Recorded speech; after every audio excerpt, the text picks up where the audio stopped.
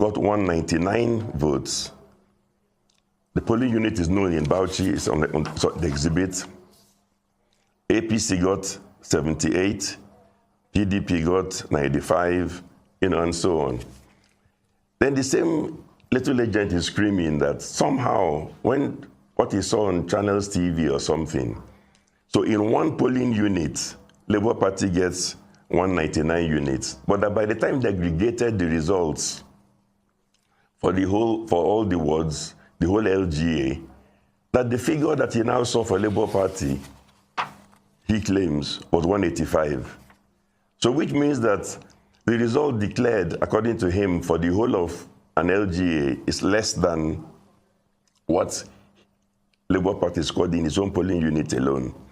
Again, I'm just throwing these things out because they're available on social media. These are people who have put it out, and I've gone to INEC to go and check the result of the polling units and seen that, yes, indeed, Labour Party got 199 votes there. It was the highest in the polling unit, so the guy is not lying. If he made other mistakes, it's not from this polling unit results as uploaded by INEC. So we can go to Exhibit 4.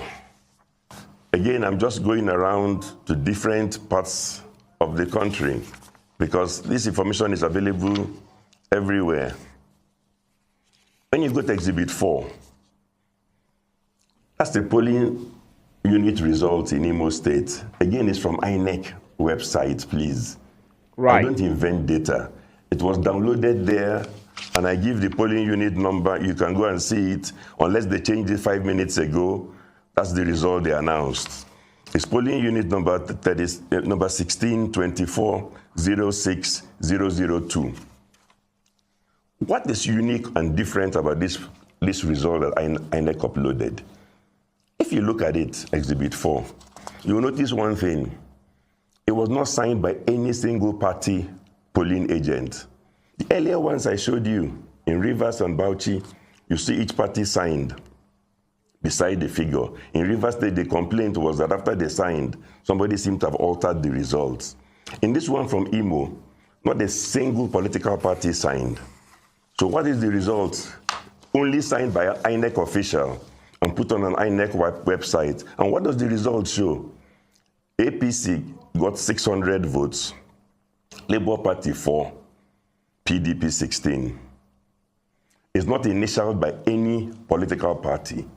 It's possible INEC can explain that probably the original result sheet got lost or disappeared, so it was their own official called Mbakwe that filled this out all by himself.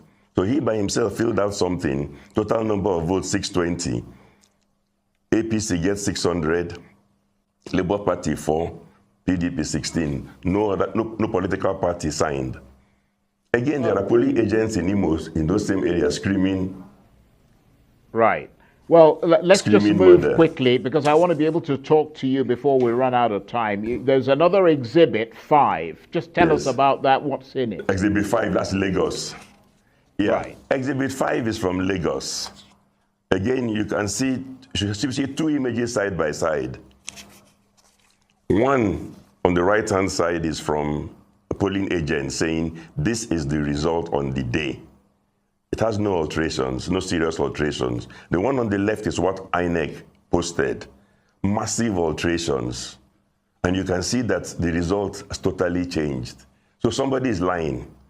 Either the polling agent is right, what he's showing you on the right, or INEC is saying for whatever reason, after that clean copy, they've made adjustments all over the place, and it's the same end result.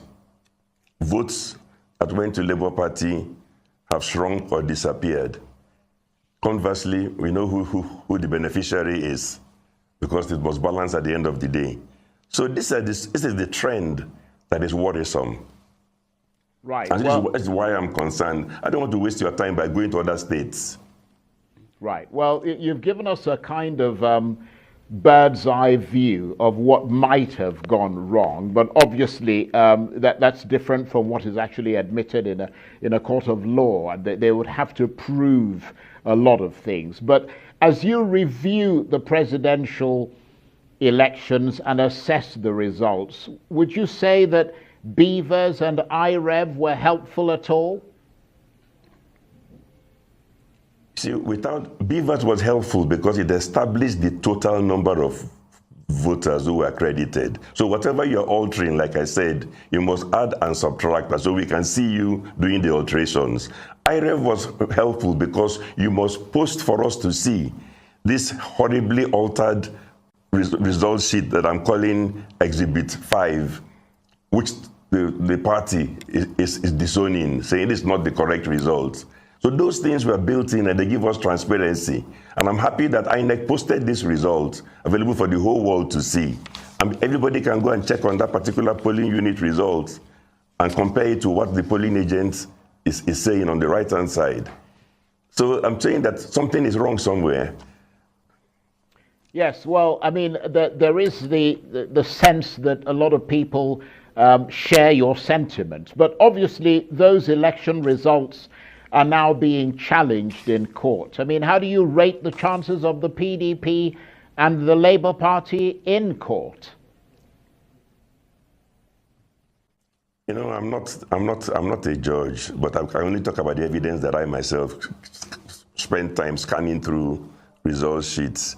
But you see, there's a pattern, and that's the one that's disturbing. All the examples I showed you were votes of Labour Party transferred to APC on the face of it. PDP votes left untouched. Now, it's about magnitude overall. How was this done in a huge scale all over the place? And let's be careful, this is an election with a low turnout. If the sum total of such incidences, which I have examples of and I've shown some live, if the sum total was, let's say, 1.5 million votes only, or 1.5 million votes total that were transferred from Labour to APC, go back and look at the INEC declared results. They said APC had 8.8 million votes. If you deduct 1.5 million, it's down to 7.3. If you add 1.5 million to Labour, the 6.09 jumps to 7.6. So the point I'm making is that what the courts have to do is to look at these incidents carefully and see whether is there a pattern that shows that in the aggregate, something like 1 million, 1.5 million votes or even more were modified like this from result sheet tampering. Unfortunately, people had time to tamper with the result sheets. The last time I checked, INEC had not even finished uploading presidential elections results on the IREV. They had like 94%. I don't understand why it takes 10 days or 7 days to post a result sheet. What are you altering that it takes, we need 5 days or 4 days to post it there? Well, Mr. Peterside, you talked earlier, or you explained earlier about doing your homework first, which is what you were doing before you then decided to come on air. But beyond that, is there a reason why you've decided to bring out all these exhibits at this point and at this time? Yes, because there's another election coming on Saturday, and we cannot or we should not repeat this nonsense. Okay, the last time they said there was a problem with communication. Can we please on Saturday finish counting and immediately upload the results so we can all see it? Instead of holding it back for 1, 2, 3, 4, 5, 6, 7 days, and then bringing out altered result sheets, and then we start arguing over this is falsified, that's not falsified.